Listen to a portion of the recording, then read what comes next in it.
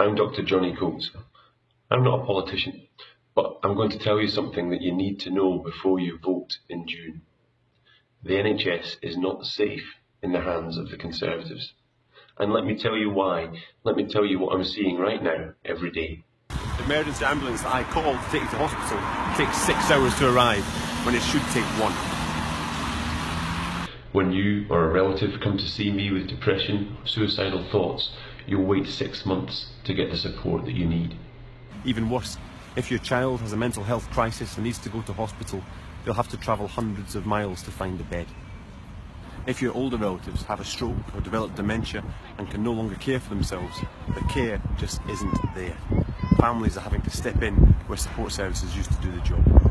My hospital colleagues are often unable to provide safe care, as one doctor is having to cover the workload of 3 doctors overnight due to doctor shortages.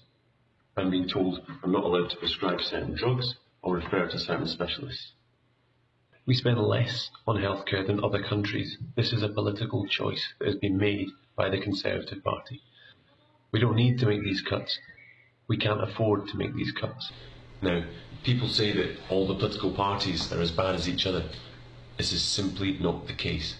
Look at the state of the NHS after 7 years with the Conservatives in charge. The Health Secretary co-wrote a book on how to dismantle the NHS. They are not to be trusted with it. So listen, I'm not the kind of person who usually does this kind of thing. I don't want to be a politician, I want to be a doctor. But as a doctor, I owe it to my patients to try and protect the NHS. And as a dad, I owe it to my kids to say that I tried.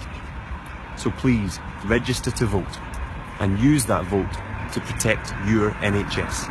And that means voting against the Conservatives.